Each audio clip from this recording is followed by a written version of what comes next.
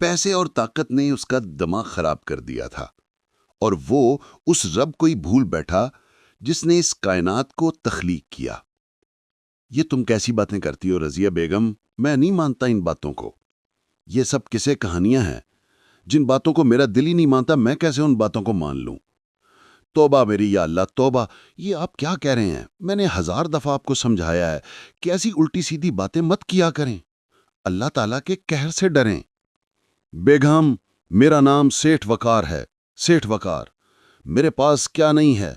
سب کچھ ہے، بنگلہ، گاڑیاں، بے شمار دولت، وہ سب کچھ جو انسان کو چاہیے ہوتا ہے۔ لیکن یہ سب کچھ مجھے کہاں سے ملا؟ محنت سے۔ میں نے دن رات محنت کی اور آج میرے پاس سب کچھ ہے۔ یہ مجھے کسی نے دیا نہیں، میں نے خود حاصل کیا ہے۔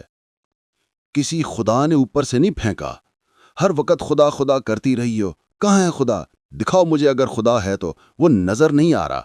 میں نہیں مانتا ایسے خدا کو جو نظر ہی نہ آئے۔ تو پھر میں یہ کیسے مان لوں کہ موت کا فرشتہ موت دیتا ہے، انسان کی روح قبض کرتا ہے اور کسی کو نظر بھی نہیں آتا؟ میں نہیں یقین رکھتا ایسی باتوں پر۔ اچھا باتیں چھوڑیں، ٹھیک سے ناشتہ تو کر لیں۔ آپ تو پڑھے لکھے جاہل ہیں، میرے تو سر میں درد ہونے لگا ہے آپ کو سمجھا سمجھا کر۔ ارے تم میرے ساتھ اپنا دماغ نہ لڑایا کرو، تمہیں تو پتا ہے کہ جیت کس کی ہوتی ہے۔ اچھا میں آفس جا رہا ہوں۔ یہ کہہ کر وقار ٹیشو پیپر سے منہ صاف کرتا باہر چلا گیا۔ یا میرے خدا، اس کم عقل انسان کو ہدایت دے دے، اے میرے پروردگار میری دعا سن لے۔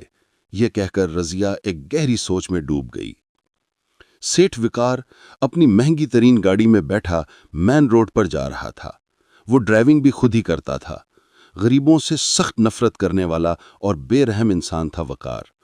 درمیانی رفتار میں گاڑی چلا رہا تھا کہ اچانک ایک بوڑھا آدمی اس کی گاڑی کے آگے آ کر کھڑا ہو گیا تو سیٹھ وقار نے ایک دم بریک لگائی۔ وقار نے بڑی مشکل سے گاڑی کو روکا تھا۔ اس کا چہرہ غصے سے لال سرخ ہو رہا تھا۔ اس کو غصے میں دیکھ کر بوڑھا آدمی گھبرائے لہجے میں بولا، مجھے معاف کر دیں صاحب، میں نے آپ کو روکا۔ وقار نے زور سے بوڑھے کے گال پر تھپڑ مارا۔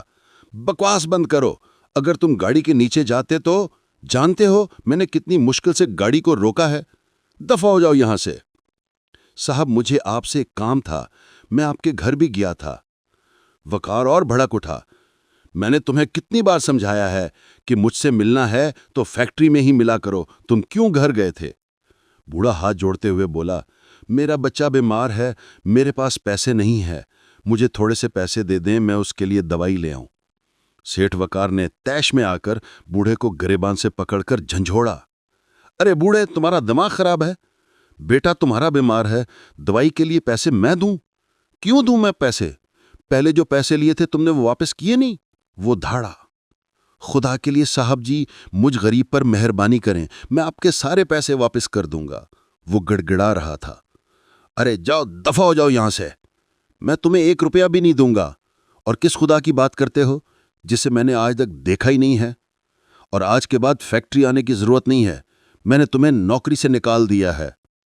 بوڑھے نے اپنے آنسو صاف کرتے ہوئے آسمان کی طرف دیکھتے ہوئے بولا، اے میرے خدا، اس بے رحم اور ظالم انسان سے چھین لے ساری دولت اور جان لے لے اس کی، موت کا فرشتہ بھیج۔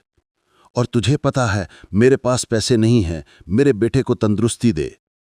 یہ کہہ کر وہ بزرگ چلا گیا اور سیٹھ وقار غصے سے سر کو ہلاتے ہوئے بولا، بے وقوف بوڑھے، خدا ہوگا تو تیری بد دعا سنے گا۔